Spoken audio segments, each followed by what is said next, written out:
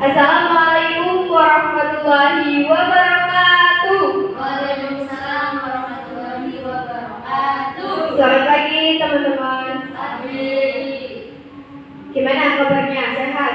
Sehat. Alhamdulillah. Baik, untuk meningkatkan semangat kita pada pagi hari ini, saya ada satu permainan untuk kita mainkan agar meningkatkan semangat kita.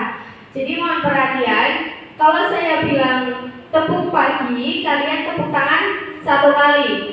Kalau saya bilang tepuk siang, teman-teman tepuknya 2 kali. Kalau saya bilang tepuk malam, teman-teman tepuknya setengah. Oke, bisa dipahami teman-teman? Bisa. Oke, kita coba. Tepuk pagi, siang, malam. Kalau malam setengah. Oke, pagi, siang, malam. Iya, oke, tepuk tangan semua. Oke, terima kasih. Baik, pada kesempatan kali ini kita akan bersama-sama membahas mengenai penulisan puisi, gairahkan literasi generasi milenial. Selain berikutnya, baik, ini saya menemukan ada sebuah pepatah Arab yang mengatakan bahwa puisi yang indah adalah puisi yang paling imajinatif. Jadi berikutnya, Mbak. Jadi sebenarnya apa sih itu puisi? Apakah sulit menulis puisi? Teman-teman di sini ada yang tahu atau ingat pengertian dari puisi? Baik, pada kesempatan kali ini kita akan membahas bersama apa sih yang sebenarnya yang namanya puisi itu. Puisi itu merupakan sebuah atau salah satu karangan karya sastra yang gaya bahasanya itu diatur oleh gaya bahasa, kemudian rima, dan juga pemilihan diksi yang baik dan menarik, serta tidak melupakan untuk menyampaikan sebuah makna. Kemudian sulit nggak sih menulis puisi? Sebenarnya menulis puisi itu tidak sulit kalau kita tahu yang namanya teknik menulis puisi. Nah, di layar sudah terlihat teknik-teknik menulis puisi. Yang pertama itu berkonsentrasi dalam 5 menit.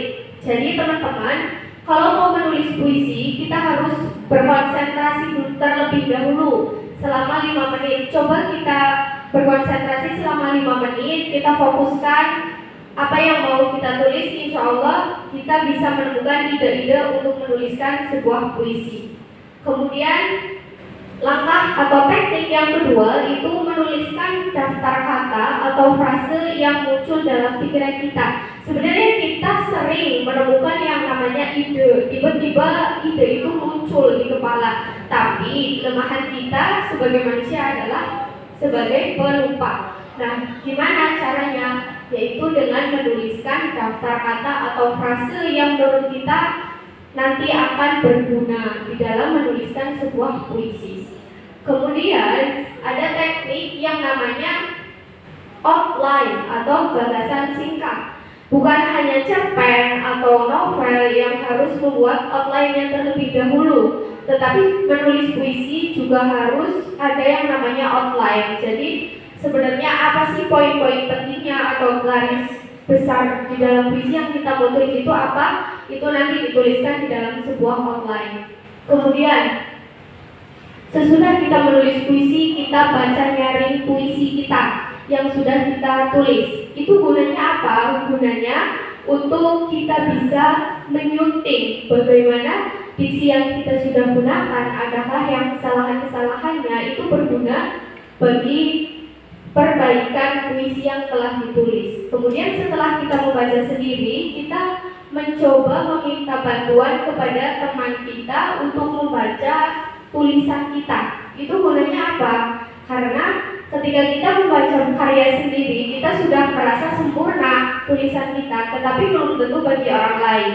Nah, jika ada komentar atau saran dari teman kita, boleh kita gunakan, kita masukkan di dalam puisi kita untuk menyempurnakan lagi tulisan yang telah kita buat.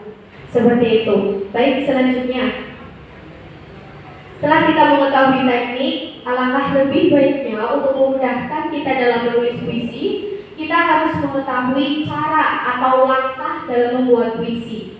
Yang pertama itu menentukan tema. Kalau kita ingin menulis puisi, yang pertama kita tentukan adalah temanya.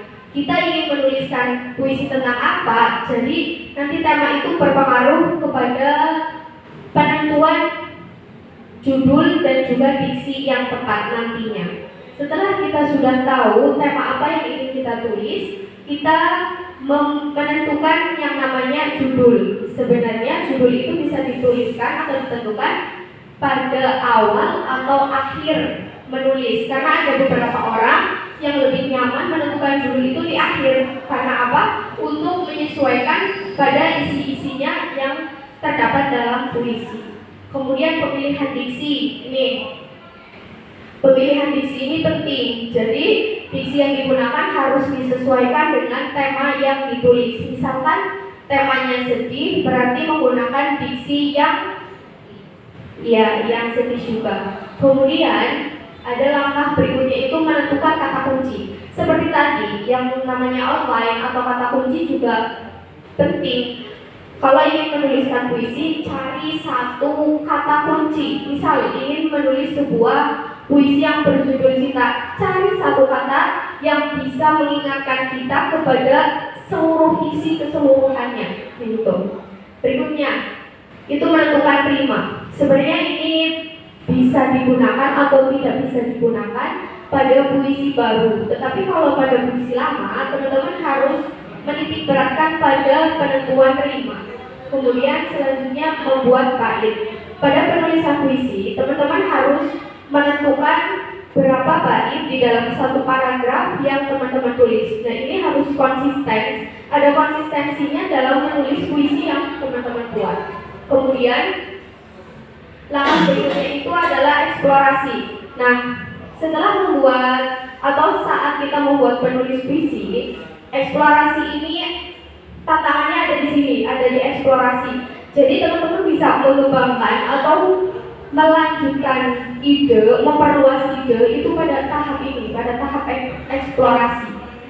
Kemudian setelah isi sudah tertulis, sudah menjadi rangkaian sebuah puisi, itu harus membuat penutup puisi. Penutup puisi menjadi penting karena pesan yang disampaikan di dalam puisi tersampaikan dengan baik atau tidak, kuncinya ada di sini, di penutup. Kalau sudah ada penutup tetapi maknanya belum tersampaikan, berarti pesan yang ada di dalam puisi belum tersampaikan. Seperti itu.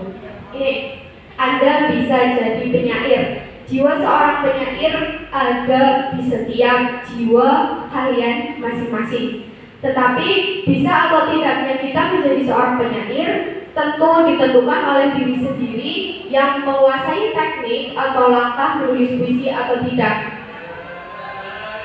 Kemudian setelah kita belajar bersama-sama mengenai teknik atau langkah menulis puisi, mari bersama-sama mulai mencoba menulis puisi dan selesaikan. Jangan hanya menulis, tetapi berhenti di tengah jalan, karena naskah puisi yang baik adalah naskah puisi yang selesai.